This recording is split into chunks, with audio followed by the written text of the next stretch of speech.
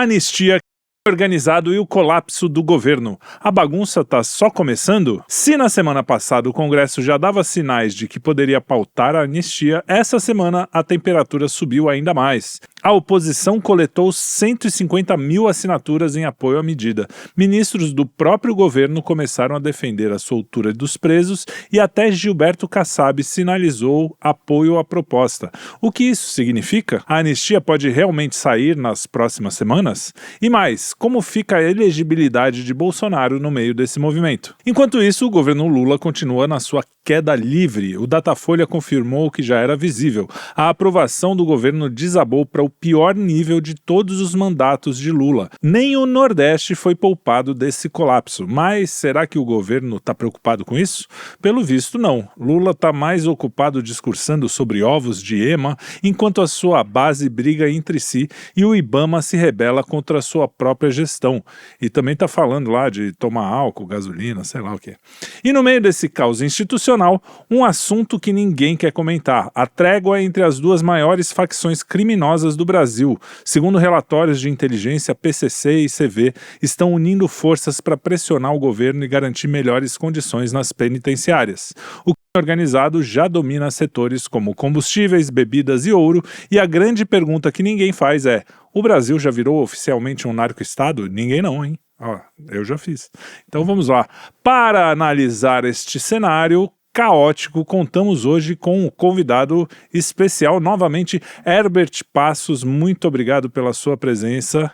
Sem enrolação, vamos começar pelo tema que pode mudar a política brasileira nas próximas semanas: a anistia dos presos do 8 de janeiro. Mas antes, deixa eu dar um alô aqui. Oi, Herbert. Como você tá? Fala, Felipe, tudo bem? Tudo ótimo, graças a Deus. Fala Kim, fala Arthur. Agora, eu sempre falei com você, mas nunca... É Herbert ou Herbert? Tanto faz? Cara, já me chamaram de tanta coisa. Imagina, com um nome desse, com duas sílabas, com R, H na frente, sai Herbert, sai Herbert, então sai tá tudo. Bom. Pode ficar à vontade. A minha mãe me chama de Herbert. Herbert. Então vamos de Herbert, que é um Herbert então Richards. Esse é o certo. Esse é o certo. Se a mãe chama, a gente vai chamar também. Kim Paim. Fala, Kim. E aí? Tudo bem? Não quer perguntar meu nome também, não? Como é? Não, o seu é fácil. Tá bom. E Arthur Machado também. Como vai, Arthur? Tudo bom? Tudo bem, fala Herbert, fala Kim, fala Trellis. Estavam com saudade de você vive de férias, né? Pois Quintas. Pô, uma semaninha, uma semana. Faz 15 anos que eu não tiro. Fala. Você que lê mergulhador da Petrobras. É um dia de trabalho, 3 de folga. Pô, 15 anos sem férias, cara. Primeira vez. Meu filho nem tinha nascido quando eu tirei férias a última vez.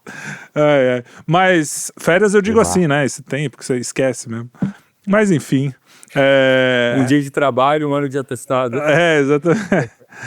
Herbert, vamos lá. Começa com você, que você é o nosso convidado. Vamos lá. Anistia, como é que tá isso aí? Cara, então... O Twitter tá pegando fogo, né, com esse papo da anistia, o pessoal marcando manifestação. Eu acho que tá dentro do previsto e, na minha humilde opinião, eu acho até que tá melhor do que eu esperava, cara. Eu não esperava que o assunto caminhasse tão rápido como caminhou. Eu achei que não ia rolar nada disso, que ia ser bem mais lento. E essa velocidade, Felipe, sinaliza que há um interesse do Centrão, da frente chamada, assim chamada democrática, de fato reabilitar o Bolsonaro. Eu acho que os caras não estão afim de ficar na mão do Lula e por isso estão dando um gás nessa pauta da anistia, e que possivelmente vai acabar caminhando para a discussão se o Bolsonaro vai se tornar elegível ou não. Tem a questão da ficha limpa. Enfim, eu acho que essa pauta andou mais rápido do que eu esperava e eu acredito que é necessária a anistia. Eu só coloco aqui um ponto, que é o seguinte: a discussão da anistia em si, ela me incomoda um pouquinho. Porque quando você fala em anistia, né, você está falando de um perdão. E um perdão passa a impressão também que houve realmente o tal do golpe. Houve um para você perdoar. Que eu quero... Isso, se eu estou falando que eu quero anistia, então significa que aquilo que eles falaram que aconteceu, aconteceu. Então, esse ponto ele precisa ser mais bem trabalhado, mais bem esclarecido, e até o ministro Múcio, né, foi nessa linha. Não sei se vocês todos viram a entrevista dele no Roda Viva. Sim. E ele mantém a mesma posição que ele tem desde o começo do governo, falando: olha, não me parece que aquilo foi um golpe, né? ou se foi, teria sido, sei lá, não tinha ninguém armado, um monte de gente ali fazendo turismo. Tinha uns bandeireiros lá que quebraram as coisas e o Bustos defende que eles sejam de fato responsabilizados, né? Ou seja, a responsabilidade precisa recair de acordo com aquilo que foi realizado de errado. Mas da parte da esquerda há uma narrativa de que não, aquilo foi um grande golpe, uma grande articulação. Enfim, tem muitos pontos de vista envolvidos e, no final das contas, o que eu vi ali do discurso do Múcio vai ao encontro de análise que eu já fiz, já desde 2022, falando que os militares eles sairiam, de alguma maneira, enquanto instituição, como salvadores da democracia. O que é algo também um tanto quanto forçado, né? Mas quando a gente vai vendo como as coisas estão caminhando, é isso que está acontecendo. Os militares desagradaram a esquerda nos anos 60, desagradaram a direita nesses anos 2020 e pouco, e eles vão se colocando como, tá vendo? Quando a gente teve que dar porrada em comunista, a gente deu. Quando a gente teve que não apoiar a extrema-direita, a gente também não apoiou. A gente agora é democrata. A gente saiu de ditador para democrata e mudamos a nossa história. E, bem ou mal, isso é o que vai ficar registrado nos meios oficiais. Querendo ou não, tem ministros do STF falando dessa maneira, que eles salvaram a democracia. Tem jornalistas como Ricardo Couto, que são pessoas que com uma moral bastante alta no meio da esquerda. Tem o Múcio, tem várias pessoas colocando esse discurso.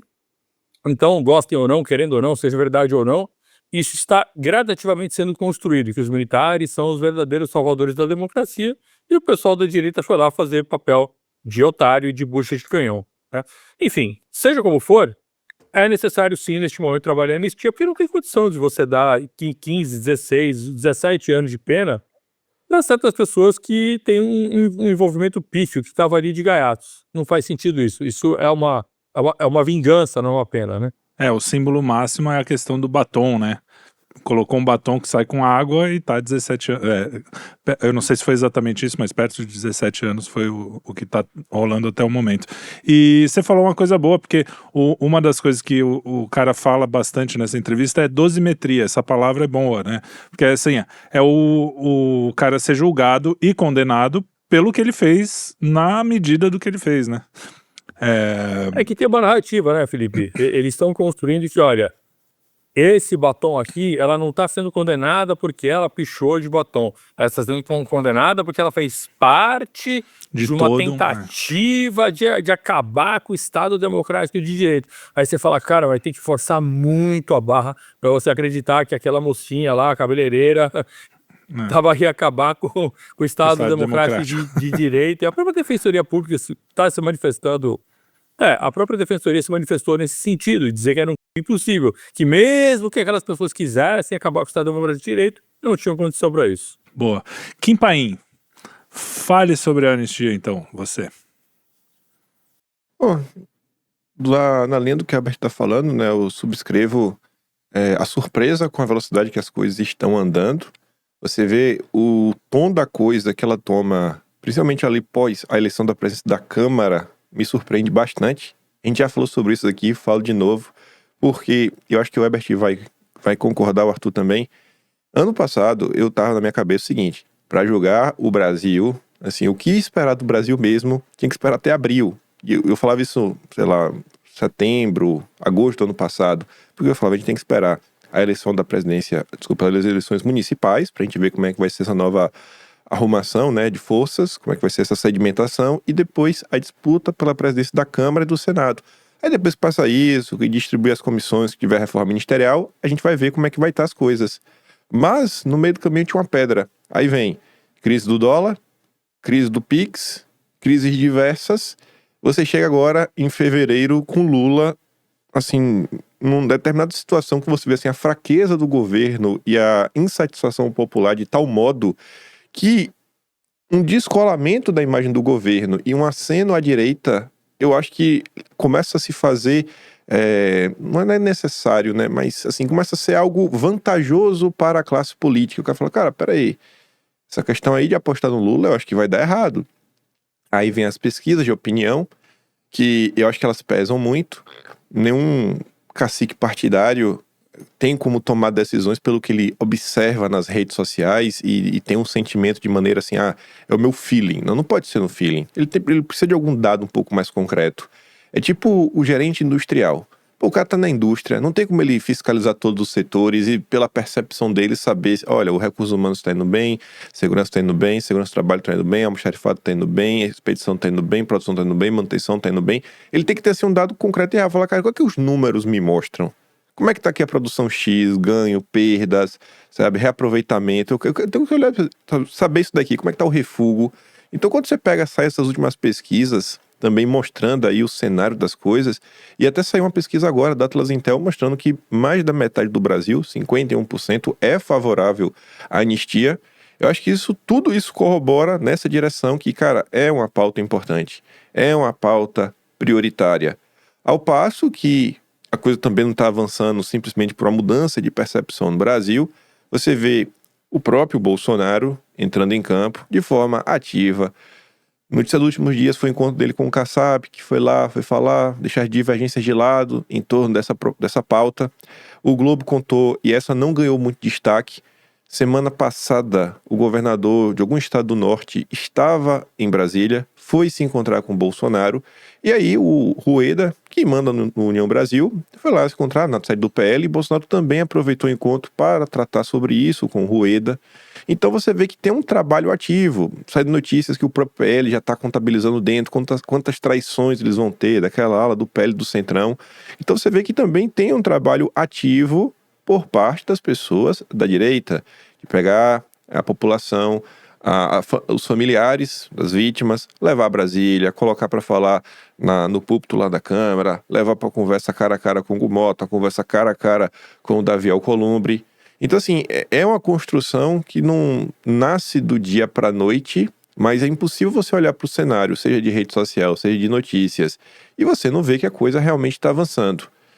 Vai andar, assim, esse mês já, como está sendo na imprensa, que, poxa, até dia 28, antes do carnaval, já querem colocar em pauta? Isso a gente não sabe, vai saber em breve.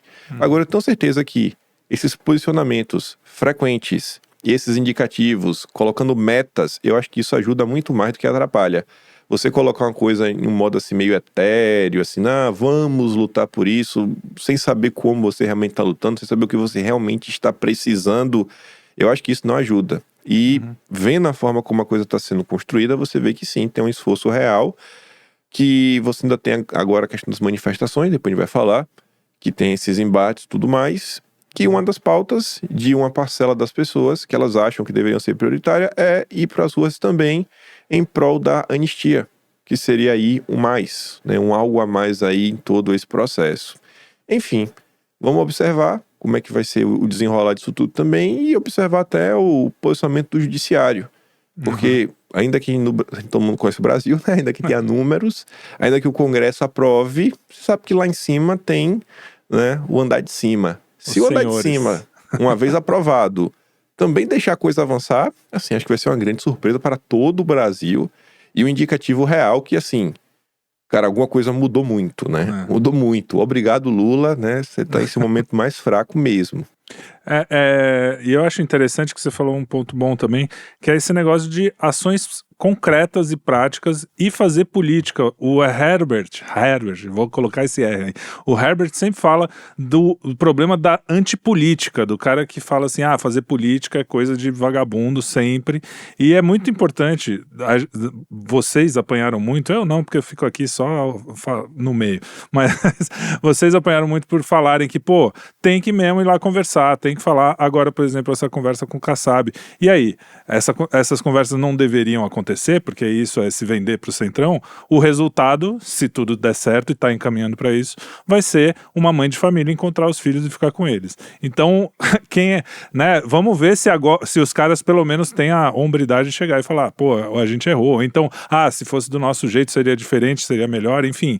Mas que pelo menos admitam que essa estratégia não foi de todo ruim, né? Porque a gente tá vendo o resultado. Você, Arthur, fale um pouco sobre... Teve a questão da OEA também, né? Que isso foi legal também, as vítimas foram lá, né? Os filhos do pessoal que tá preso. Teve coisas emocionantes, que teve... Me deixou assim bem tocado, os familiares falando com o cara, e ele mesmo parece que se impressionou com isso. O que você tem a dizer, Arthur? Eu talvez complemente, Trelli, que sem dúvida acho que eu subscrevo também, como disse o Kim, tanto que o Kim falou quanto o Herbert falou. O único ponto que me chama a atenção é óbvio que eu acho que tem vários fatores nessa equação. A velocidade realmente impressiona, né, da mudança. Houve uma mudança que a gente não consegue perceber qual foi o indutor claramente dessa mudança de humor, pelo menos eu não consigo, mas houve uma mudança. Pode ser atribuída pela fragilidade política do Lula, pode ser atribuído por alguns fatores também. Até mesmo pelo fator humanitário das pessoas perceberem, como o Múcio dando a entrevista da Roda Viva, falou, pô, pegar uma senhora lá, 17 anos, é um absurdo. Mas, ao mesmo tempo, eu queria só botar duas questões que orbitam em torno do que está acontecendo e que a gente deve estar atento e que pode estar relacionado a isso. Primeiro fator é que existe uma mudança no mundo e numa esfera um pouco menor, mas no Brasil muito grande, e eu não estou dizendo que isso é positivo nesse aspecto agora, mas você vê, e vai estar relacionado a um dos temas que a gente botou na pauta, mas é uma questão cada vez maior de uma revisão, tá, do sistema prisional. Então o Supremo está trabalhando isso, lançou uma campanha chamada Pena Justa, então eles estão começando a ter um procedimento, uma pauta de desencarceramento e de revisão, né, de penas. E obviamente tem um aspecto político disso, tem um aspecto político. Então eles também olham e falam assim, pô, como é que eu vou começar a promover uma política, uma reforma de desencarceramento ou abolicionista, como alguns advogados do sistema jurídico, né, têm exigido, inclusive do próprio Supremo Tribunal, não basta ser garantista, tem que ser abolicionista. Meu Deus. Então, é uma corrente, o garantista, eu concordo, o abolicionista não, mas ele estão sendo cobrados. Então, assim, você tem uma série de questionamentos que estão sendo feitos no mundo. Por exemplo, já existem matérias que estão saindo nos jornais, que é aquela história, você fala assim, mas isso não é à toa, né? Não é possível que esse assunto aqui, nem é o absorvente lá da Tabata, que surge nos Estados Unidos ao mesmo tempo no Brasil. Isso aí. Então, por exemplo, eu estava vendo uma matéria aqui de uma prisão na Alemanha, que é tem um pátio, as pessoas não ficam necessariamente encarceradas, tem um pátio de convívio, então uma coisa mais suave para poder reformar o cara, etc. Essa conversa não vem à toa, isso tem uma pauta internacional que tá ligada. Então, é o primeiro ponto, e o judiciário brasileiro está trabalhando nisso. Aí vem um outro fator, que esse me preocupa mais até, que é a própria reforma que está sendo feita no judiciário brasileiro, uma reforma que está sendo, não vou dizer que feita nos bastidores, porque muitos advogados têm reclamado, mas talvez não tenham percebido essa mudança total. Por exemplo, o CNJ reduziu, por exemplo, está querendo acabar, a sustentação oral. Tá? Então, em segunda instância. Se você olhar o que tem acontecido, geralmente acontece, o cara perdia um processo na primeira instância, quando ele ia para a segunda instância, são vários embargadores, ou uma turma de 13 embargadores, e o advogado de defesa, ou advogado das partes, tem direito a sustentar, apresentar a tese dele oral. Muitas vezes, não é só o papel, o cara pega uma nuance do caso e faz uma sustentação que muda a percepção dos julgadores. O CNJ, por exemplo, ele está pedindo, como aconteceu, atenção, aconteceu um dos julgamentos do 8 de janeiro, que mandem vídeos. Não vai fazer sustentação oral, não, manda o vídeo que eu vejo. Pô, o cara não vê, né? Tem uma decisão até acho que de um cara lá, um dos advogados, falou, mandei o vídeo às 11h59 da noite, que era o prazo, subiu 00:05, saiu a decisão. Pô, o cara não viu a minha sustentação, óbvio, já estava pronta. Então, de fato, esse período, esse arcabouço, que é o sistema de defesa, de garantias, de você poder, né, ter o direito a, de fato, apresentar teses, isso está sendo alterado no CNJ. E talvez, para que eles consigam fazer isso de forma eficiente, é importante dar algumas sinalizações, porque no fundo é o que está acontecendo. Então você tem o Brasil, eu fiz até um roteiro para fazer nosso no quinto lá, ainda não consegui terminar, mas já vou adiantando aqui umas ideias. O Brasil não tem inteligência artificial no SUS, não tem inteligência artificial na educação, não tem inteligência artificial na energia nuclear, não tem inteligência artificial em lugar nenhum, mas já tem na Suprema Corte, que é a Maria, que é o primeiro robozinho de inteligência artificial inaugurado pelo Barroso. Então, já está tendo um movimento de você botar inteligência artificial, reduzir a sustentação oral por vídeo, né? Reduzir o prazo de defesa de resposta, inclusive para 10 dias, que é o prazo quando você recebe a notificação. Então você está tendo um esvaziamento paulatino da função do advogado, daqui a pouco vai virar tudo programador, cara. Programador porque a defesa vai ser programada, entendeu? E isso está para mim ligado a certos movimentos do judiciário, né? Então, eu entendo que eu queria botar a luz nesse prisma, porque me parece que uma das motivações hoje da Suprema Corte, do Judiciário brasileiro, de também começar a emplacar uma pauta de desencarceramento, de abolição, né, de defund, por exemplo, que é aquele movimento de você retirar o dinheiro da polícia, né? Defund the Police, isso está interligado. Então você vê que tem uma pauta que hoje, tudo que a polícia erra, aparece com bastante emoção no jornal. Tudo que ela acerta não é omitido. Então qual é a impressão que você tem? Que a polícia só erra, que só tem um cara que bate já o cara da ponte, que não tem um cara que salva o bebê. Não tem isso em lugar nenhum, né? O cara que evita o assalto. Então você está tendo um movimento de tirar a credibilidade da polícia, abolicionista, o cara falou, galera, para a gente emplacar isso, a gente tem que fazer uma sinalização. Acredito que essas coisas estão interligadas, entendeu? E pode ser um dos indutores. Agora, não deixa de ser uma excelente notícia, porque desde sempre dizer que aquelas penas, como falar da dosimetria, são desumanas, são absolutamente absurdas. Mas o Ebert colocou um ponto que ele tem total razão. Desde o início até, o Barroso fala que tentaram fazer um acordo de não persecução penal, né? E propuseram para o cara, assume que você é culpado, sai da rede social, dá o passaporte aqui durante um tempo e vai fazer um curso sobre democracia. E as pessoas não aceitaram. Quer dizer, existe uma tentativa já, de algum tempo, de dizer, cara, fala que foi isso mesmo. Vai, me ajuda aqui. A minha preocupação não é te penalizar, é você escrever a história. Assume que foi isso. E é bonito até os caras não aceitarem, né? Eu acho bacana, isso mostra uma coisa legal. Quer dizer, o cara tá lá ferrado, mas enfim. E aí? E esse racha na esquerda, que a gente também tá vendo, esse eu queria que o Kim Paim começasse, depois eu passo pro Herbert.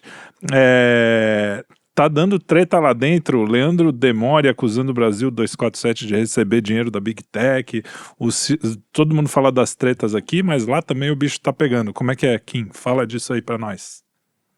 Não sei depois de começar, mas acho que tem em tese algumas coisas similares à direita, quando você olha assim, o grupo como um todo, assim, esquerda, direita, e acha que é uma coisa só, é uma coisa uníssona e que todos pensam igual, que todos são comunistas, e não é bem assim.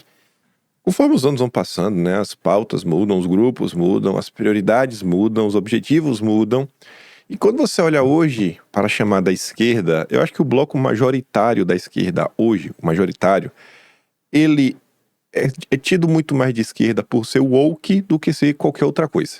Você ser de esquerda hoje é você ser woke. É militar em torno de toda aquela pauta de costume chata, mas chata pra boneco.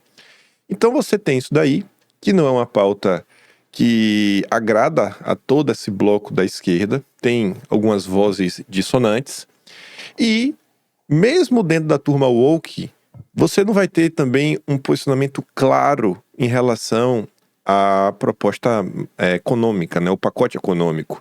Você vai ter desde o progressista, liberal progressista, a lá Tabata Amaral, Eduardo Moreira, dono do ICL, que é aí do Demore, né, que foi para cima do 247, até você vai ter o cara que é o woke, mas ao mesmo tempo ele tem uma tendência mais keynesiana, mais marxista, uma forma até mais comunista de ver as coisas, e acha que o governo Lula é um governo neoliberal. Eu não vou falar que o cara é um woke pra valer, mas você pega um caso que aconteceu nos últimos dias e que tá rendendo até agora, capaz até de virar deputado. Nosso companheiro Decache foi demitido do PSOL, uma clara perseguição, muito similar até como foi a formação do PSOL.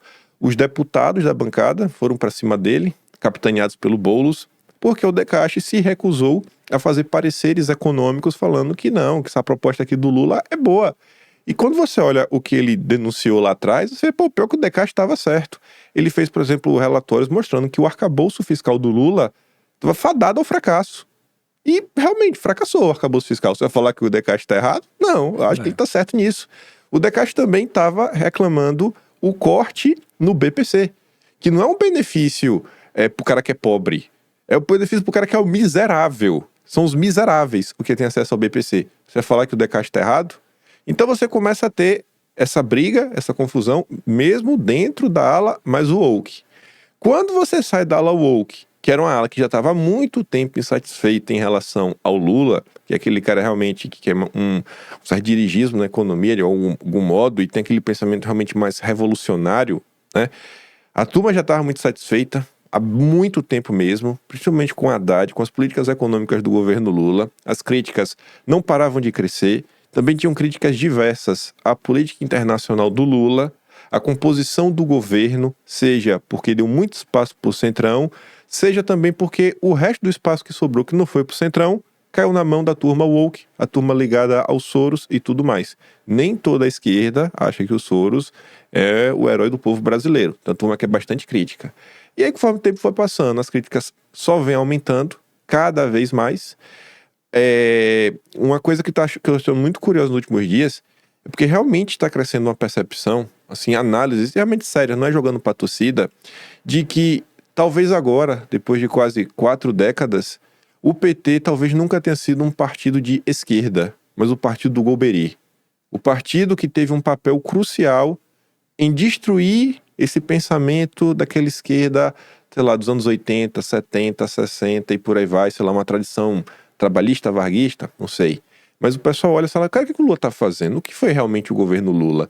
De olhar para trás e falar, poxa, será que o Meirelles lá atrás foi um erro, foi um acidente, foi uma necessidade do momento? Ou será que o Lula realmente gosta disso? Porque não mudou no Lula, não mudou na Dilma, Lula voltou e nada mudou também. O Lula em momento nenhum tentou capitanear grandes mudanças, grandes revoluções. E aí essa treta vai crescendo, as pessoas vão brigando entre si. Você vê a questão do PL 2630, que você citou do Demori. O Demori quer censurar o Brasil. O Atushi, eu não vou falar que ele luta pela liberdade, mas o Atushi sabe que o PL 2630 dá dinheiro pra Globo. Essa era a crítica do Atushi. A gente vai estar dando dinheiro pra Globo. E esses canais pequenos é capaz de fechar. Então ele era contra por causa disso. Então você já tem um racha nessa situação. Aí no meio do caminho surge o Sidônio, surge nosso copeiro Ruizão do PCO, sentando a bolacha, falando um monte de coisa. A própria eleição americana foi outro divisor de águas, porque as pessoas falaram assim, cara, olha diversas lutas históricas da esquerda. Olha o que o Biden está fazendo, olha o que o Biden está propondo. Não tem como o Trump ser pior que o Biden. E aí, inclusive, o pessoal começa a acusar até o PCO de ser apoiador do Trump. Só que isso não foi só o PCO, foram também outros setores. E aí a coisa vai acontecendo dia após dia, dia após dia. Então o Lula é mais uma coisa pra gente colocar na mesa, além do problema econômico, de imagem, falta de articulação política, ele tá vendo a sua própria base se esfacelar. Onde no final do dia, quem tá ao lado do Lula é Thiago dos Reis, acho que eu não sei se a população conhece, se não conhece, você não tá perdendo nada. Bizarro. É Biazita Gomes, é Lázaro Rosa, é assim... Meu Deus do céu. Uma galera bem tosca porque mesmo. um dia foi a base do PT, o Lula tá com grandes problemas mesmo.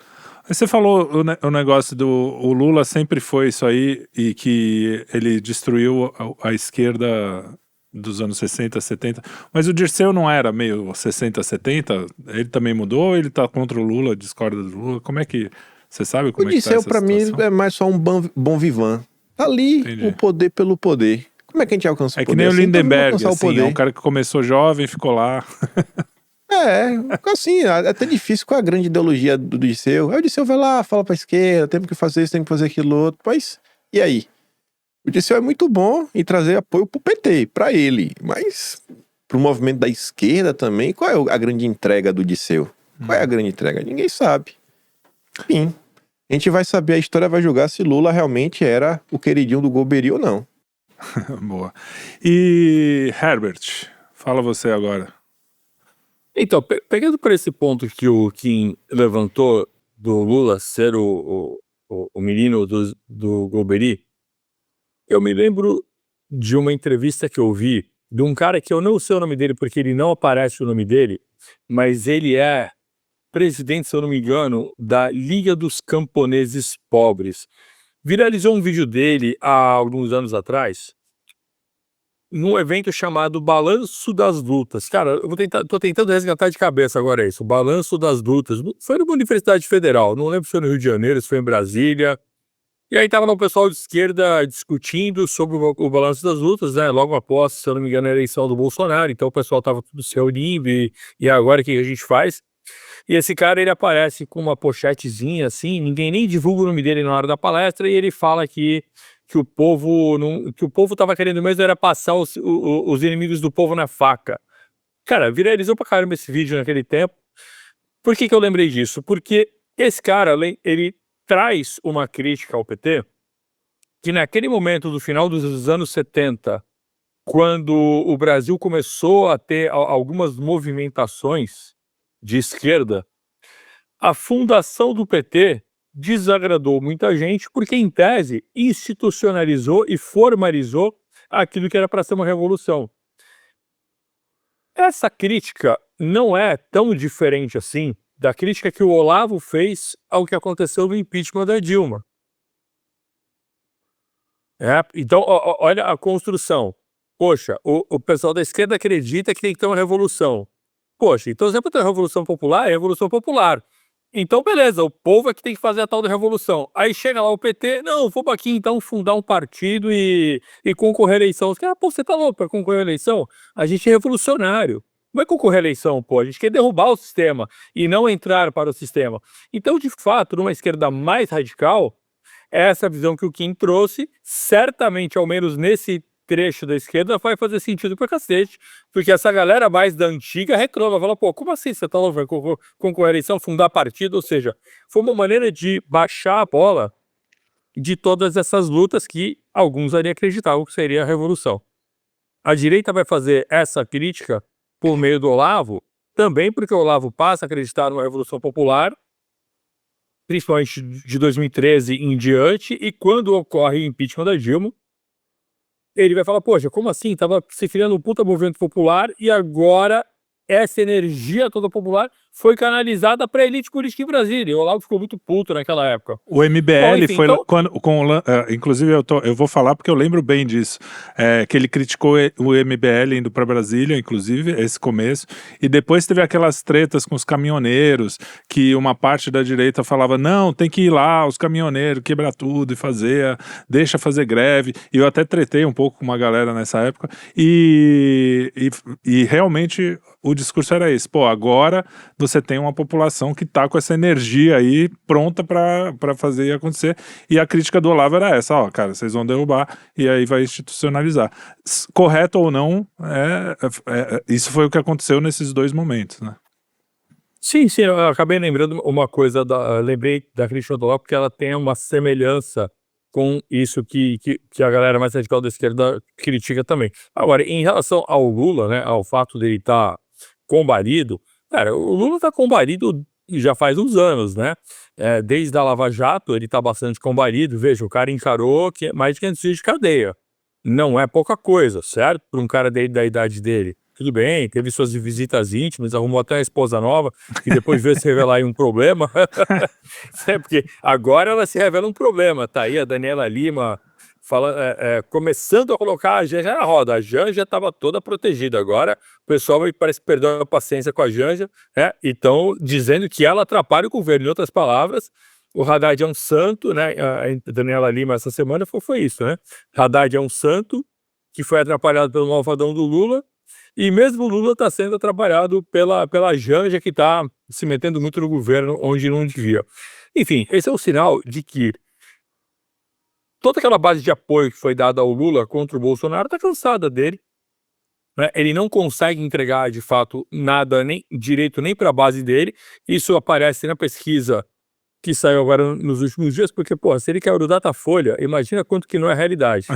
Tira da margem de dinheiro do Datafolha, a realidade, então, deve ser bem mais dura. E isso aqui no Nordeste, que é o principal reduto eleitoral que ele tem, é onde vai, às vezes, fazer o fielzinho da balança ali, ele tá perdendo também. Porque ele não consegue entregar, né? Ele tá afastado do povo que ele sempre disse que era próximo, ele tá afastado. E aí começa com esses papos cada vez mais malucos, né? Como é ovo de ema, ovo de jabuti, lançou até ovo de tartaruga, depois falou, não, tartaruga ainda não comi, mas ovo é tudo igual. Cara, ele tá ficando aparentemente senil, e você percebe que ele começa a emendar colocar muita piada, né? O Lula vai colocando muita piada entre o que ele tem para falar e ele não fala nada com nada. Ele vira um animador de palco e fica ali tentando animar a torcida num espetáculo meio triste. Porque você vê que mesmo lá no Amapá, os aplausos estavam mais ou menos ali, né? Não tava o pessoal não estava tão empolgado. Enfim, meus senhores, o Lula, ele tá cada vez pior e essas pesquisas vão com certeza direcionar o fim do governo dele. Agora, se o fim do governo dele vai ser via impeachment ou 2026, eu acredito que tá mais para 2026, né? Porque entrou essa discussão agora na pauta, né? Vai ser impeachment, em relação à manifestação, vai ter impeachment, não, tem que pautar a anistia, e já tá mais uma vez o Twitter pegando fogo aí por conta disso. É isso aí. E aí, Arthur, o que você acha disso tudo? Cara, eu concordo com tudo que a dupla diz, como sempre, né? Mas vocês concordam demais, não tem? Você tem que pegar fogo aqui também, pô. É que só tem gente sensata, inteligente aqui. A única coisa que eu digo é o seguinte, como o Herbert disse, desde dezembro, desde o início do mandato Lula, o Lula já estava desgastado. Eu acho que não é nenhuma novidade. O governo Lula, a gente já falou, acabou. É verdade, começou natimorto. E o que me chama a atenção hoje, nessa questão que o Herbert botou, para mim, eu nunca tive dúvida que o Lula ia chegar muito cansado nesse primeiro mandato. Acho até que ele já está em campanha, está usando a máquina, as piadas fazem parte de estar tentando em campanha. Mas, assim, o PT como um todo, tem duas coisas. O PT como um todo, ele perdeu a conexão com a realidade, então com o seu tempo, né? Vou citar um termo que eu nem gosto, mas é com Zeitgeist, né? Que é o espírito do tempo lá. Ele perdeu. Então ele tenta falar e propor soluções que estão completamente fora do tempo, da realidade e dos problemas que acontecem. Diga-se de passagem, o mesmo problema do Suprema Corte, tá? Então eles tentam apresentar soluções para problemas que eles já não conseguem mais entender e já não conseguem mais resolver. Então eles simplesmente não conseguem mais se conectar com a realidade das pessoas e com a realidade da economia, da sociedade, numa era de formação, de nova geração, de pessoas, e que eles não têm conexão de ordem alguma. Agora, um ponto que me chama a atenção do ponto de vista político específico foi quando hoje o Kaká escreveu uma carta dizendo que o Lula está fora de política, da política, tudo isso, mas ele usou um termo que é muito interessante. Ele falou assim, o Lula foi capturado. E esse capturado por quem? Né? Por que o Lula foi capturado? Ele não está falando do neoliberalismo, ele não está falando da turma do bairro, dos democratas, né? do progressismo woke internacional. E está gritando porque ele provavelmente foi retirado do ciclo pessoal de poder. Quando o cara foi capturado, significa que alguém puxou para você e botou um muro. Quem é que está fazendo esse muro? E aí é o que está aparecendo nos jornais, é a Janja. Então o Lula foi capturado, foi um cara frágil hoje, né, que está ficando senil, capturado por alguém, cara, que está tentando implantar uma política e obviamente ela acaba sendo uma liderança dentro do PT para um grupo muito pequeno, mas ela é. Então ela tem uma influência hoje no presidente, né? E é assim que é visto do ponto de vista institucional. Então o problema hoje do PT é que ele foi capturado. Então ele realmente foi capturado, está senil, o partido perdeu conexão com a realidade e esses caras não sabem como resolver o problema, tá? Então vê assim, de fato, um PT, uma esquerda hoje que está saturada não é só pela política, pelos desastres dos números, o desastre educacional, é por estar fora do tempo, cara. O tempo deles passou. É tão simples quanto isso, apodreceu. Sabe quando a parada apodrece? Venceu, não tem o que fazer. Se abre, já não tem mais relação com aquilo. Agora, de fato, você veja, ela acho que foi até a Daniela Lima, falou assim, a Janja mandou o Sidônio sair da televisão, acho que foi o Claudano que escreveu isso, mas parar de direcionar o dinheiro para a Globo, jogar para os influencers, né, jogar na rede social, como se o problema fosse só financiamento, grana, dinheiro, etc. Não é. Então que o cara não tem discurso, entendeu? E o Lula tá perdido, porque veja só, até o Sidônio, que, como diz quem virou da tropa, né, vai Sidônio.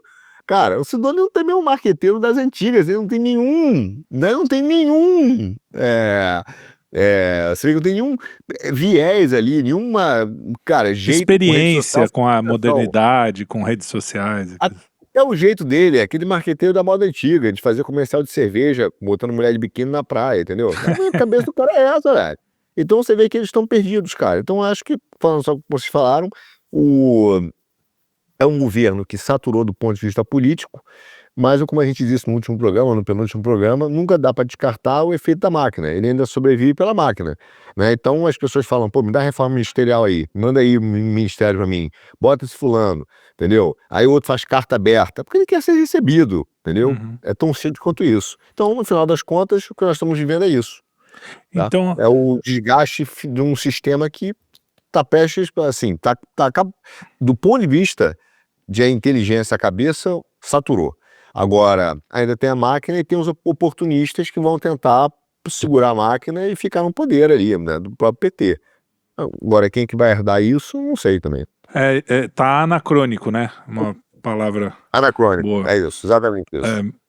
Ô, Kim, a gente também tá vendo que o Lula parece que anda vendo o nosso programa, porque ele reclamou que não tá conseguindo aprovar a margem equatorial, que a gente falou tanto aqui, né? A exploração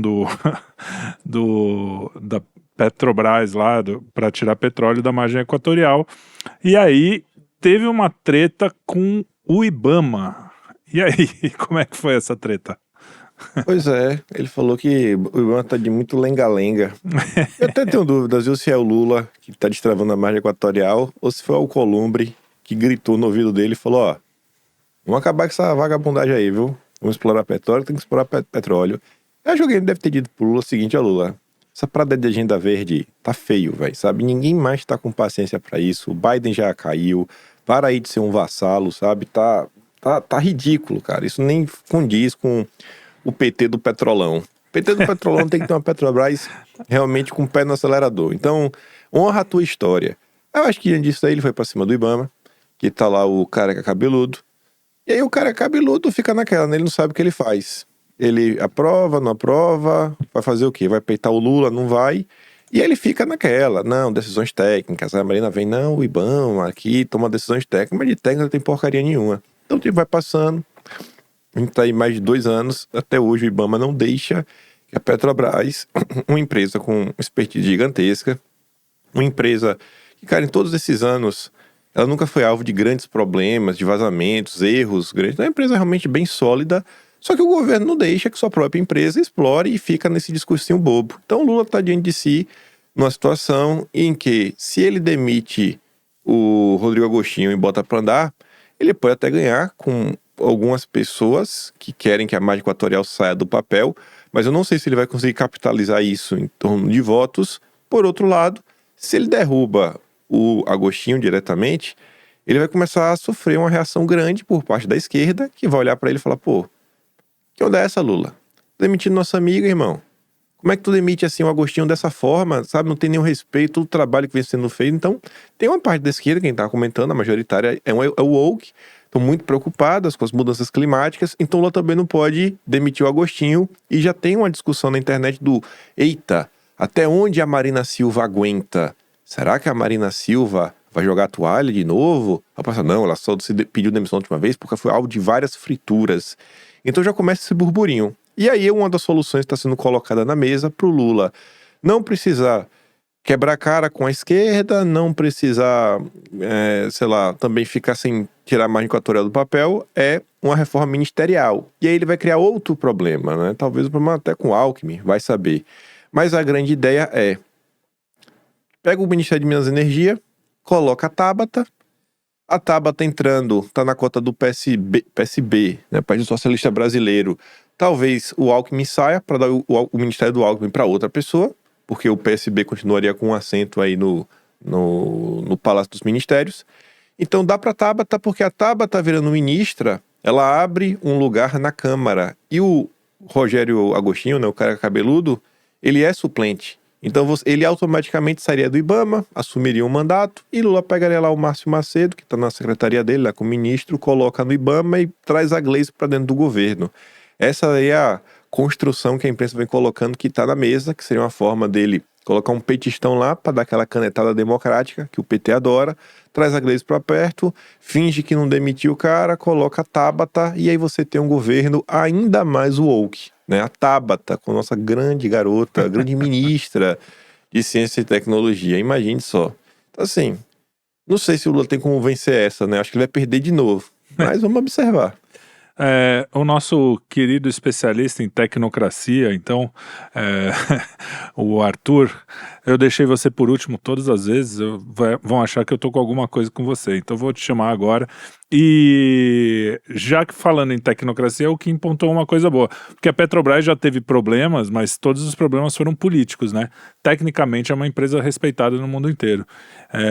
O que você tem a dizer aí sobre essa história toda? Cara, essa história tem algumas vertentes, né? Tem uma vertente, porra, de ordem política, né, Trelli? De fato, é uma vertente de ordem política. E o que eu quero dizer com isso é que, por exemplo, o Sidônio, voltando até um ponto do Juquim, na comunicação, ele tem tentado, que é um dos marqueteiros hoje, eles vivem muito de pesquisa, como se fosse uma medição ali de temperatura, né? O que o povo está falando. E a direita, ela começou a criar uma narrativa que começou a ter uma caixa de ressonância no povo. Então você está falando do fim da pauta ambiental, da exploração de recursos naturais, está falando da agenda, do fim da agenda verde, do desenvolvimento, do nacionalismo, então, do patriotismo. Então, por exemplo, você vê que ele pegou e estava nessa medição, e ele tentou fazer algumas jogadas, até mesmo porque a própria esquerda, em alguns momentos, falava isso nas redes sociais, né? Você teve o Jabor, numa entrevista, falando, olha, pô, nós precisamos resgatar a pauta do nacionalismo, do patriotismo, de uma esquerda patriota, do desenvolvimento, parará, parará, parará. Você teve o 247 falando isso, você teve vários caras da esquerda falando isso. Mas por quê? Porque eles começaram a ver que essa pauta era uma pauta que tinha caixa de ressonância dentro do povo. Aí eu me lembro, até quando você falou que acho que o Lula ficou vendo nosso programa, acho que o Sidônio viu nosso programa, viu, porque teve um vídeo, alguns vídeos nossos que viralizaram muito, que nós usávamos no final essa frase. Pô, o Brasil de volta para os brasileiros. Então ele deve ter lido e falou assim, pô, olha aqui o que a direita está falando, mas não conseguiu ainda lançar esse lema. Eles lançaram o bonezinho nosso lá, o Brasil dos brasileiros e tal. Quer dizer, eles estão tentando pescar isso na direita, e tentar trazer para a esquerda. Só que é aquele negócio que fica falso, porque a gente está falando isso há muito tempo, então o povo já reconhece esse discurso na direita, né? Então eu falei dessa volta para a questão da Tabata, porque, obviamente, o que esses caras estão falando? O Lula está falando, e deve estar sendo pressionado, obviamente pela agenda woke, e por uma batalha que está, aí sim, fora das fronteiras do Brasil, que são batalhas entre tecnocratas. Isso não tem dúvida que está acontecendo, cara, e isso é muito claro nos Estados Unidos, na Europa, né, uma guerra tecnocrática, duas visões diferentes, uma visão lá da própria Turma de Londres, da Basileia na Suíça, contra as empresas de tecnologia, que também algumas delas só querem fazer um tecnofeudalismo. Então tem uma briga nesse nível. E aí você vai precisar de uma coisa, que são o domínio pelos setores e o domínio das questões energéticas, né? Então você já vê, por exemplo, empresas árabes, tipo a da Arábia Saudita, já investindo em inteligência artificial, né? Porque isso está relacionado a uma nova Pax, digamos, tecnológica. Fazendo um jabá rápido, falarei isso no próximo GE Economia dessa semana, mas uma nova Pax tecnológica. Então você tem esse movimento, você tem o cara o Altman lá investido em fusão nuclear. Pô, então você tem uns movimentos de energia, e é obviamente que o petróleo brasileiro é importante. É importante, pô, porque ele desenvolve o país, é importante porque ele gera emprego, é importante porque é o domínio energético, e isso acaba sendo uma pauta importante, porque ela vai pegar isso, vai fazer uma concessão, vai usar a Petrobras, vai usar algumas concessões, e vai distribuir isso também para alguns players, né? Que são os amigos do rei, que são os velhos cartéis. É assim que o PT trabalha, é assim que esse lado também, ligado ao Alckmin, ao PSB, sempre trabalhou, que era o PSDB antigamente, sempre trabalhou gerando isso. E outro dia, para a gente puxar um pouco da história, para entender o que é a Tabata no meio ambiente, que não é uma novidade, e usando a Petrobras, a gente não pode esquecer que a gente, obviamente é um recorte hoje em dia da rede social, não sei porquê, mas é um recorte como se a Petrobras tivesse sido ocupada a vida inteira pelo PT. E a gente não tem que pensar ao contrário. Quem ocupou a Petrobras a vida inteira foi o PSDB. Você tinha operações com o Gustavo Franco, o Renault, o Paulo Francis já denunciava os roubos da Petrobras, falava, vocês caras têm dinheiro na Suíça, foi perseguido por isso. Aliás, morreu, dizem né, que ele morreu por isso, né? Que foi de tristeza. de estresse, né? Ou foi um ataque cardíaco por causa de como é que é? Um processo que ele recebeu nos Estados Unidos. E lá o negócio é sério quando a coisa vai. E que ele, por causa disso, segundo a mulher dele, foi o que causou a morte dele, um infarto fulminante. Foi para do Renault, né? O Renault ele falou isso nos Estados Unidos, o Renault processou ele nos Estados Unidos, né? Na época do Fernando Henrique. Então você teve sempre um domínio do PSDB na Petrobras, tá? Então a volta, a Tabata, né, nessa triangulação, nada mais do que a volta, uma carinha mais simpática, né? Da turma que é do Alckmin, do PSDB, dessa turma aí ligada a essa social-democracia, cara, por aquele domínio que eles sempre tiveram, que foi da Petrobras, tá? Então, isso para mim que tá bem relacionado e, obviamente, né, a esquerda também está exigindo do Lula algum poder para que eles possam ter catapultar algum dos seus nomes. A gente tem que entender quais são os próximos players que estão despontando na esquerda para os próximos anos pós-Lula. Então é óbvio que o Lula teve uma reunião lá com o namorado da Tabata, o João, alguma coisa, esqueci o sobrenome dele, que era o prefeito lá de Recife. Ele falou, aqui no Nordeste José Campos, né? Seu João Campos, você está perdendo espaço. Nós precisamos botar energia, né, presidente? Precisamos botar energia.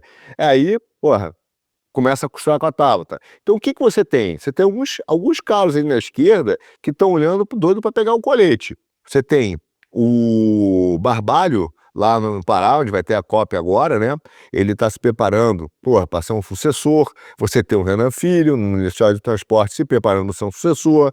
Você tem a Tabata correndo por fora. Essa é a juventude da esquerda que está tentando assumir um protagonismo. Esses caras já estão se posicionando. Qual deles não tem influência ainda direta, né, que estão com uma influência muito baixa? O João Campos já estava, tá? A turma do Alckmin, que é vice-presidente, está lá na indústria também, mas quer ampliar a sua máquina para segurar os caras.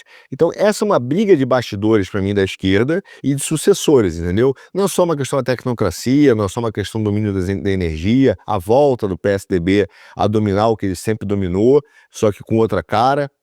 Para mim isso também passa por uma questão de jogo de poder para catapultar certos nomes, entendeu? Para começar a nacionalizar nomes que ainda são muito regionais. O Kim, essa semana também falou do discurso do J.D. Vance, que ele fez lá na União Europeia, era na Alemanha, né? Não sei se foi exatamente na União Europeia, e foi um discurso sensacional. Como é que foi esse discurso aí, Kim? Fala para os nossos ouvintes que não acompanharam. Eu acho que muita gente acompanhou, mas fala rapidamente sobre isso. Sim, em termos bem gerais, o discurso do Vance ele não está ameaçando, né? Ele está deixando bem claro, vamos fazer isso, né? Não tem duas conversas.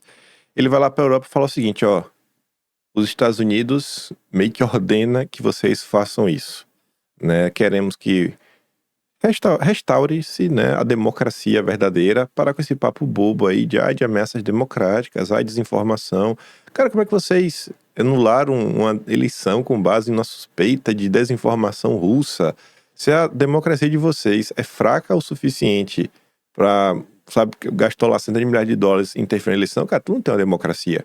Ele fala sobre isso, ele fala, que democracia é essa se um cara fica parado em silêncio numa região perto de uma clínica de meu corpo, minhas regras, tá errado e pode inclusive responder de onde, etc, tudo mais. Que democracia é essa? E ele fala, isso não é um caso isolado.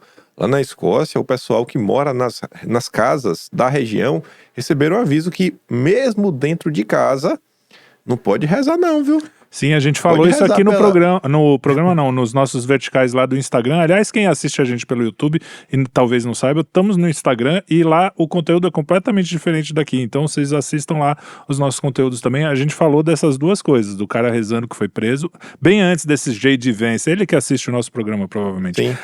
Todo mundo assistindo o nosso programa.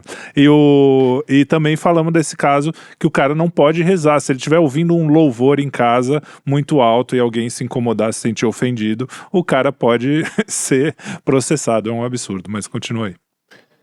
Aí ele reforça o posicionamento duguinista dele, porque ele também fala assim, ó, a China, a Rússia, não são os teus principais problemas. Os teus principais problemas são internos.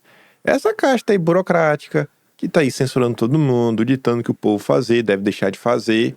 Aí ele mandou alguns recados que eu fiquei assim, poxa, ele não podia fazer discurso no Brasil falando o seguinte, olha, às vezes você tem que escutar a população.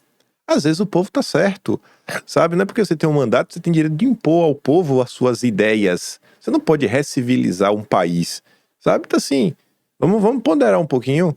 Olha, nós aqui, Estados Unidos, temos certeza que vocês vieram a este encontro para falar como vocês vão investir mais na sua própria defesa, né? É aquele recado assim, irmão, não tô aqui passando para perguntar se você quer contribuir mais com a OTAN. Eu tô falando assim, ó, você vai, seu próprio bem. Se não, eu tenho outras coisas para fazer.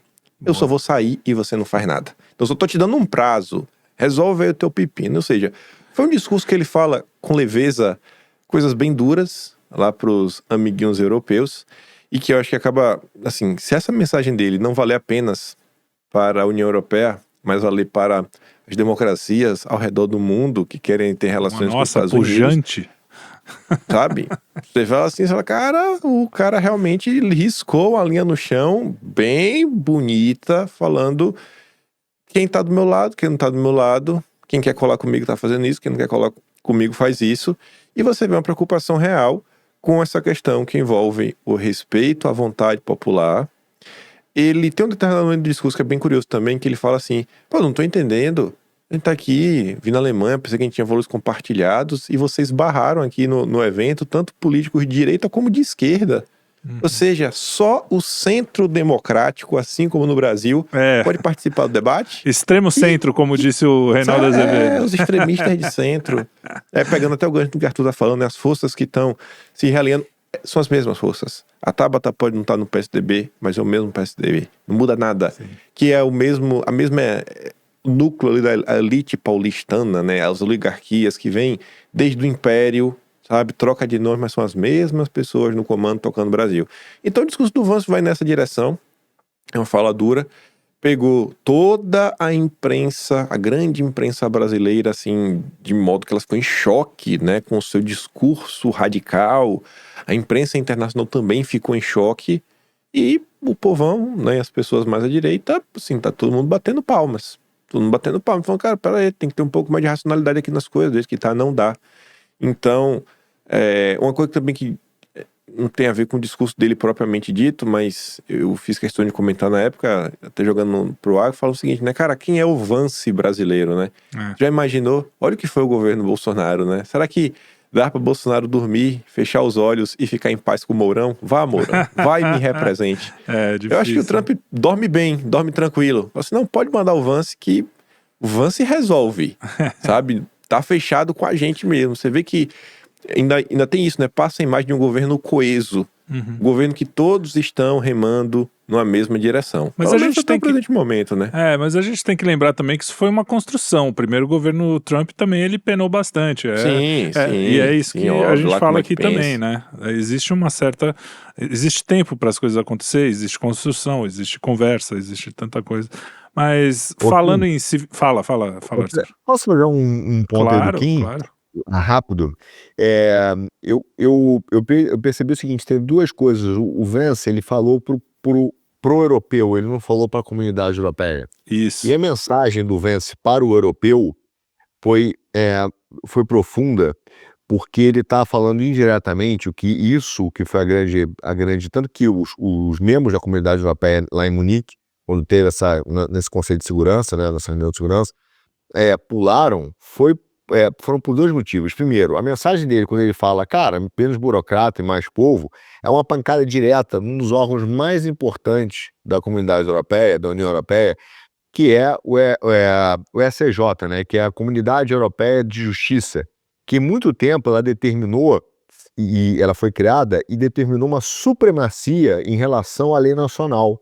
Então, toda vez que você tiver uma dúvida entre a lei nacional e o que a CJ fala, a CJ é superior. E eles sentiram que o ataque foi ali, né, a crítica foi ali, e aquilo é meio que um empurrão para dizer, olha, acabem com essa União Europeia e voltem às supremacias, às soberanias de cada região. E o principal ponto dos caras, que os caras pularam, é em relação ao caso da Romênia, tá? E é por isso que eu digo que foi tão forte quando ele cita o caso da Romênia, porque o caso da Romênia, se você pensar quem foi o primeiro país a emitir uma declaração expressando preocupação com o envolvimento russo na eleição, foi exatamente o Departamento de Estado dos Estados Unidos, que é onde Trump mexeu quando acabou com o SAD, quando está falando do fim da legislação da FCPA, da anticorrupção. Então, o primeiro cara a levantar essa bola foi o Departamento de Estado, emitiu um negócio, ó, isso aí tem influência russa.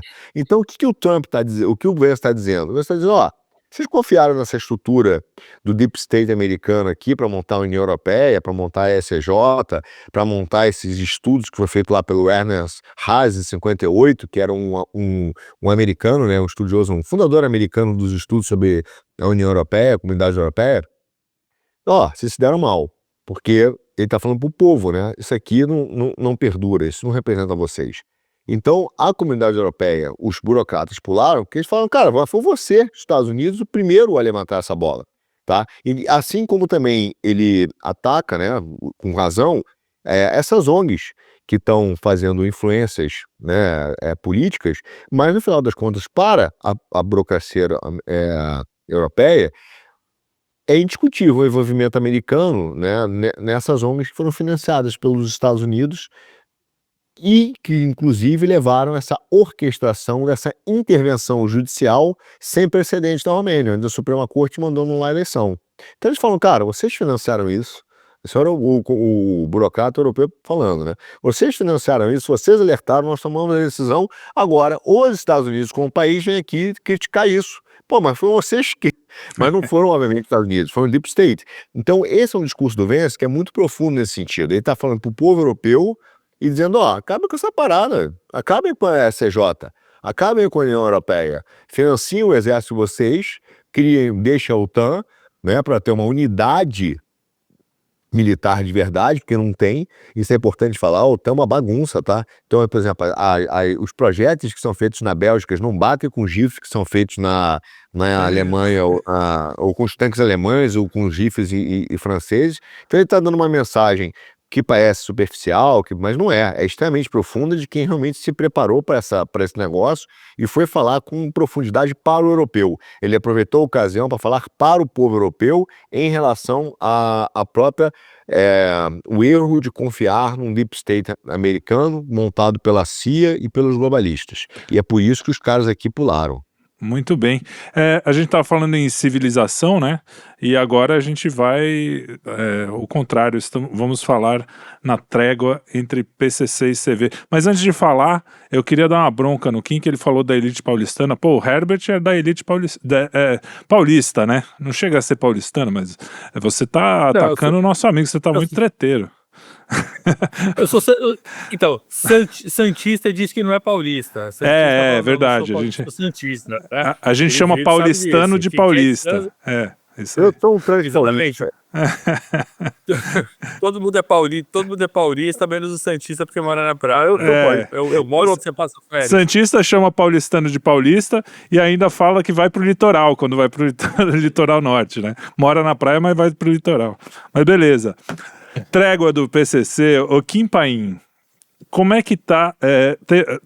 Tem notícias, né? A gente não sabe, obviamente, acho que ninguém aqui tem contatos no PCC, mas tem notícias que o PCC e o Comando Vermelho fizeram uma espécie de acordo para que eles pudessem juntos pressionar para que o sistema penitenciário fosse, enfim, aquilo tudo até que o Arthur falou, que ele falou que a gente ia falar no final, é exatamente isso que vamos falar. Toca o pau aí, Kim. Nem vou falar mais nada. Fala você. Cara, não tem nem o que falar, né? Vai botando notícia. 2 das maiores organizações criminosas do Brasil, das mais, né? Porque não só tem essas duas. Tem outras criminosas que não são assim desse meio, né? Que também são bem criminosas. Trabalham com outros produtos, né? Com outros produtos. Mas do convencional, 2 das maiores falaram aí, estão unidas. Muita gente se questiona assim, como é que a imprensa sabe disso? Eu me coloco nesse grupo, acho muito curioso. da minha empresa ter acesso a esse tipo de informação, mas quem somos nós também, né? Enfim, o pessoal tá comentando sobre isso. Você vê que essas políticas que lidam com os presos, políticas públicas, já foram alvo de muita confusão. Lembra aí novembro de 2023, acho que foi novembro, o episódio da Dama do Tráfico, foi aquela gostosa confusão aí, né, que recaiu sobre o governo Lula, a mulher que foi lá, enfim. E acho que mostra o estado das coisas desse país. Aquela bandidolatria que se falava há tanto e tanto tempo, sabe? Da vítima, da vítima da sociedade, que o bandido sempre era um coitadinho, sempre era um coitadinho, sempre era um coitadinho. O pessoal fomentou tanto isso que a gente está no cenário atual, onde duas organizações criminosas, das mais poderosas do país, estão unidas agora, em paz, para avançar com a agenda, que é uma agenda política. Então, assim, até onde a coisa vai, né? Até onde vai ter um freio. Quando é que vai ter um freio para toda essa situação? E aí você esbarra que o atual governo, o governo federal, não passa credibilidade para ninguém na questão que concerne a segurança pública. Até em termos de justiça, a própria população, pelo menos metade dela, né, mais à direita, olha para o governo que o único interesse do governo na justiça é censurar e perseguir os opositores. Então, também esbarra. Teve Os aquela estados- decisão, me corrija se eu estiver errado, aquela decisão de subir o morro, que proibiu de subir o morro, não teve? Dos ministros, Teve A essa DPF decisão em das favelas. 2020. a DPF Eu das não sei favelas. o presente momento se o pessoal realmente conseguiu derrubar essa decisão ou não, mas está aí na discussão. Porque acho que tinha começado essa discussão, se ia Sim. desfazer ou não. Eu não vi se já teve o finalmente para falar, não, agora eu o também policial não sei. pode voltar a subir em favela. Uhum. Então, assim, a gente está diante de uma situação extremamente complicada. Os governadores sozinhos não vão resolver a situação, porque você está falando já de uma coisa que já federalizou, né? Esses grupos não estão atuando apenas no Rio de Janeiro, apenas em São Paulo. Você tem braços dessas facções ao redor de todo o Brasil. Então, em determinado momento, você precisa ter uma certa articulação federal para lidar com um problema que é federal, que é um problema que é nacional. Então, a gente está sendo uma situação que é o mato sem cachorro, onde, assim, sendo realista, não é sendo pessimista nem nada, não é deixando ideologia ou predileções falar mais alto, mas eu acho que não tem nenhuma chance do cenário que o brasileiro está vivendo, que o brasileiro está sofrendo na pele, ter qualquer tipo de mudança real até 2026, até o fim da era Lula Também 3. acho. Porque não existe um verdadeiro empenho pelo governo federal, você não vê isso. Às vezes até a Globo reclama disso. Então, se a Globo está reclamando, é porque realmente a coisa Passou do limite. saiu totalmente de controle. Arthur, vou deixar o nosso convidado por último. Vai lá você. Cara, eu vou falar o seguinte, eu olho todos esses movimentos com extrema desconfiança e eu recomendo, como eu falei outro dia no nosso programa do Quinto Elemento, esse livro, ó, Doutrina de Choque, da Naomi Klein.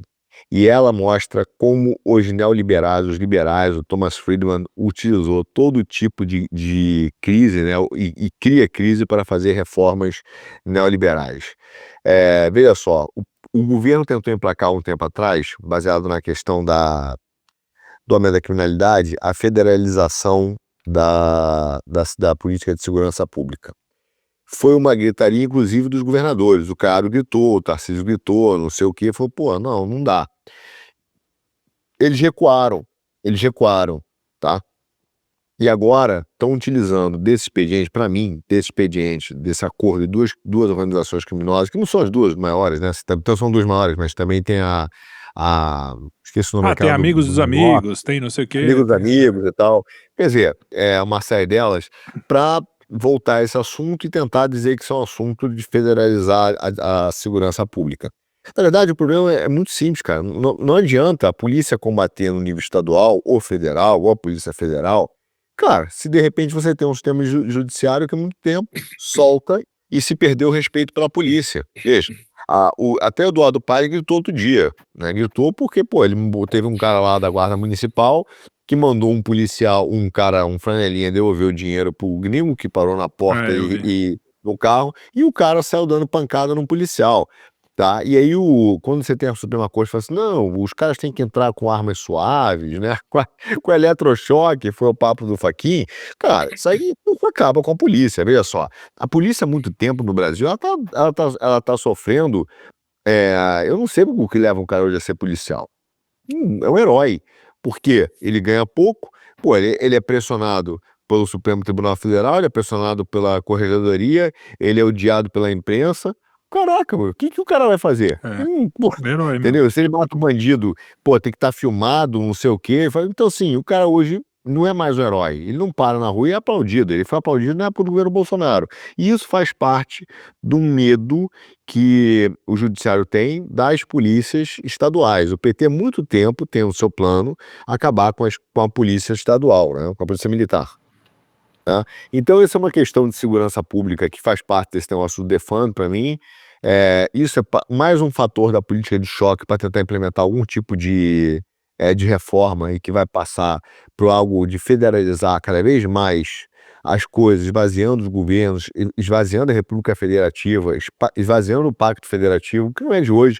O governo Fernando Henrique esvaziou lá atrás, através da Receita Federal, de maneira que federalizou impostos, retirou receita dos governadores e criou dívida. Os governadores hoje cada vez mandam cada vez menos. O governo começa lá no governo Fernando Henrique e hoje eles não têm força para quase nada. Então eu olho isso com uma grande preocupação e ao mesmo tempo, né, os grandes combatentes do Ministério Público não falam do problema de segurança pública no Brasil. Eles só estão viciados na pauta de corrupção, que é a tara deles. Não falo de controle de lavagem de dinheiro, não falo como é que é lavado o dinheiro do tráfico, não passa por nada disso. Agora, eles vão implementar essa pauta, Trelli, para controle, que é a ideia do PIX, da Receita Federal, de perseguir o pequeno e médio comerciante, entendeu? Exemplo, o PCC, eu até mandei, não sei, mandei no nosso grupo, mas o PCC já entrou em Portugal. Caraca. Tá? Qual é a preocupação hoje do Ministério Público português? Implementar a lei anticorrupção para garantir que empresas... Olha que loucura, cara. De até 50 funcionários tenham e sigam o protocolo anticorrupção, que é o protocolo FCPA dado lá pelo que o Trump está dizendo, pô. Ou seja, esses caras vão quebrar as pequenas e médias empresas. E Então, para isso quem não acha tem- que a gente está defendendo corrupção, assista ao nosso programa passado que a gente explica bem isso aí. Antes que, né, venham falar merda pra gente. Porque o cara já tem lá, tem estudo, tem não sei quem, o teu PCC em Portugal, tem a droga, tem gente, tem cara metralhando na delegacia. Então, qual é a preocupação real hoje dos órgãos de controle? Não é combater esse cara, não é combater esse cara, mas é achar uma pauta para acabar com as pequenas e médias empresas no Brasil e defender os oligopólios e federalizar as questões e fazer uma economia planejada. Para mim, é isso que está sendo discutido, tá? Tanto só é isso. que o Defund the Police, que você falou, que é tirar dinheiro da polícia, dinheiro público da polícia, é uma pauta que foi muito forte mesmo, eu já ouço ela falar há um bom tempo, no Black Lives Matter nos Estados Unidos, que era essa mesma coisa, George Soros botando dinheiro lá para tirar dinheiro da polícia, que é uma coisa mundial também, não é só local aqui, apesar de aqui, né, obviamente, ela floresce com mais facilidade. Herbert, são os seus 5 cents antes da gente finalizar o programa? Essa questão do Brasil está entrando para a categoria do narco-estado, a gente tem que olhar os números, né? Hoje a estimativa é de que aproximadamente 23 milhões de pessoas vivam em áreas diretamente comandadas por facções criminosas, que no meu entendimento deveriam se chamar corporações criminosas, né? E não mais facções, são corporações. Elas têm funcionamento de corporação, lucro de corporação, estrutura de corporação, não é facção. Facção é quando você tem dentro do presídio ali uma galerinha brigando uma com a outra, isso é uma facção. Quando você tem domínio de mais de 10% da população brasileira, domínio direto, pô, isso não é mais facção, são corporações, né? A estimativa é de que haja entre facções e milícias mais de 70. PCC e Comando Vermelho são os maiores. O PCC parece que está em 23 estados e Comando Vermelho, se eu não me engano, em 20. E eu me lembro em 2006... Tem mais que McDonald's, hein, pô? Cara, não sei, então, mas deve ter. Saiu uma notícia... Pois é, então, saiu uma notícia esses dias... Não, mas McDonald's, certeza, se for contar o que tem de boca de fumo e por aí, certeza que tem mais do que McDonald's, porra. Não tenho a menor dúvida disso, né? Porque, cara, olha só, acabou de sair a notícia que o organizado tá lucrando mais com venda de combustíveis do que com cocaína. Então, olha o tipo de... olha o tipo de transformação que a gente está assistindo. Eu me lembro, em 2006, eu ainda trabalhava diretamente com política, então eu circulava muito em áreas de periferia, né, até para poder executar as operações da prefeitura, que faziam parte ali do meu trabalho. Cara, houve aquela mudança depois do tal do salve geral, vocês lembram Lembro. disso? Que teve Pô, toque aqui de em São recolher dado Paulo, pelo PCC. aqui em São Paulo eu trabalhava e a gente ficou realmente, foi uma das coisas dessa ligada a organizado de medo, pavor de ir para casa, assim, de sair do trabalho e ir para casa. Foi um Cara, negócio então, assustador. Isso, esse dia eu fiz questão de, num ato, não sei se de imprudência, mas eu fiz questão de pegar o carro e sair para dar um rolê pela cidade inteira para ver como tava. Cara, e a polícia utilizando aquela gandola que parece de guerrilha mais comprida, armas maiores, tava assim um clima muito De louco. guerra. Mas, enfim, começou. Cara, tava um clima de guerra. Depois disso daí, houve uma mudança que os pontos de foram sendo conquistados pelo PCC, de maneira que o que chegava nos meus ouvidos era de que eles iam pegando boca por boca, ó, que aquele cara ali vende droga. Tá bom, meu irmão, agora tu trabalha pra gente. Não, não quero trabalhar. Pum, então morreu, foda-se. Entendeu? Era assim. Então eles foram criando um sistema de organização muito mais profissional a partir daquele momento. Só que naquele momento a gente já tem quase 20 anos, Felipe. Aquele momento para cá, poxa, o quanto você não desenvolve uma corporação ao longo de 2 décadas? Profissionaliza, né? Veja, cara, tendo um lucro gigantesco sem pagar impostos. Porque a grande sacada para a gente entender o porquê que as facções, ou melhor, as corporações criminosas funcionam, é que elas são uma maneira de você movimentar dinheiro livre de impostos. Então, todo mundo que quer movimentar a grana sem pagar imposto, recorre ao crime organizado. Então, o crime organizado ele não é só uma questão de periferia, de favela, não. Você Não. tem uma ligação de gente que mora no bairro nobre, digamos assim, diretamente ali com a periferia. Que é o mesmo sistema que nos anos 80, quando era garoto, eu me lembro das histórias do assalto a banco. Como funcionava o assalto a banco? Quadrilhas se juntavam lá e iam pegar a grana com alguém que era do bairro nobre e que financiava. Ó, tá bom, eu te dou, sei lá, tantos mil aqui. Aí você compra a arma, vai lá, assalta o banco guardava dinheiro em espécie, depois voltava lá e devolvia em dobro para quem financiou e o resto ficava para quem foi lá e assaltou.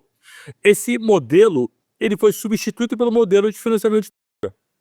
Então você ainda tem pessoas que vão bancar carregamentos de e que depois recebem o resultado do seu investimento. Mas essas pessoas não moram lá na favela. Ele não é o patrão da favela, pelo contrário, mora no condomínio, mora num lugar bacana. Então essa relação, ela já está imbricada no Estado brasileiro e está também nas campanhas políticas. Cara, eu me lembro muito bem de várias áreas mais humildes, onde eles fazem aterro e vão avançando para dentro do mangue.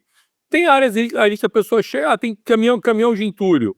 Não, esse caminhão aqui não pode entrar porque não tem autorização. Então você começa a ter autorização para jogar entulho no mangue porque vem diretamente de certos candidatos que têm certos apoios. Cara, esses certos apoios vêm da onde, entendeu? Então a verdade é que o organizado tá pagando faculdade pra galera, tá botando os caras para estudar, para fazer concurso, já tem, cara, muito cara que é eleito diretamente pelo organizado. Então a gente já entrou numa situação que é quase um caminho sem volta. Então eu não acredito que essa situação vai perdurar até 2026. Eu acredito que essa situação vai perdurar muito tempo. E só por um milagre a gente vai conseguir ter uma mudança. Não basta. Cara, aqui não funciona como a galera da direita pensa que tem que ter igual o cara lá do El Salvador, que é só botar Bukele. Pô, vai botar o Bukele, bota daí. Cara, aqui você tem que botar um Bukele por cada distrito, cada região você tem que ter um Bukele.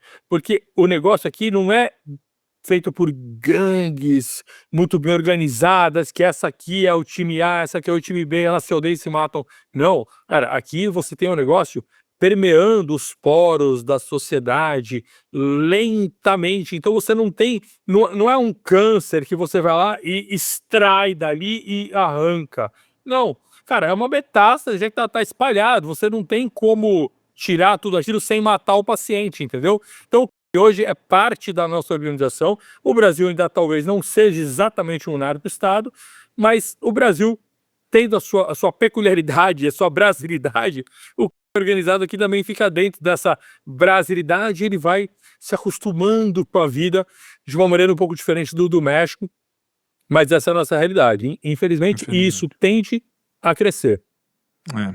Ô Herbert, você sabe que quando eu fiz tá naquela eleição lá de 2018, né? Acho que é. Quando foi? 2018. É. Pô, não ficando velho. 22. Foi candidato? 22? É. 22. Eu fui 22? 22. Foi 22. Olha só, o alemão me pegando aqui. Mas 22, cara, eu me lembro, antes dessa discussão no Narco-Estado, nós já falávamos, porque eu vi de várias pessoas nas ruas e tal, que o PCC já pegava a política de cotas, já tinha pago universidade para garotos da comunidade. Não era para ele ser advogado. Ele fala, o cara virou advogado do PCC. Pô, isso aí, ó. O advogado já tá Já ultrapassado. O cara já pegava o cara para passar em concurso público de promotor e juiz. Desembargador, Pô, né? já tem os promotores deles, já tem o juiz deles, esquece. Então nós temos hoje um Estado, que você falou, corporações muito bem pensadas e que os promotores, cara, são ligados ao PCC, entendeu? E políticas de cota. Uma loucura isso, cara. Então assim, é o que você falou, hoje a gente tem um choque, né? Uma coisa suprapartidária contra o organizado mesmo, e isso vai envolver, de fato, e precisa-se do judiciário para isso, né? Um choque em relação a isso, porque não é só mais combate da polícia, é combate dentro do judiciário, é combate dentro das instituições financeiras. Ou esquece, cara, a gente já vai virar um narco-estado comandado pelos caras mesmo. Imagina se nas instituições financeiras, como você falou, isso já não tá infiltrado também. Aliás, em todas as áreas. Se tá no posto de gasolina, pô. É uma coisa mais trivial que isso. Mais tá infiltrado, desculpe. E não tá nos partidos também? Sim, exatamente. Infelizmente. Partidos, prefeituras. Eu gosto de terminar o programa num tom um pouquinho mais esperançoso, né? Mas a gente sempre tem a esperança que vem do céu, né? Então, graças a Deus, a gente tem esse consolo aí. E vocês também, nossos ouvintes, espero que a maioria sim, se não, sei lá, vive aí, tenta fazer o melhor, que é o que a gente faz aqui também, mesmo acreditando que tem algo maior. E queria agradecer a todos, né? Kim Paim, muito obrigado pela presença. Ficou um tempão sem falar aí, mas foi muito bem hoje. Jogou bem, como dizem, né?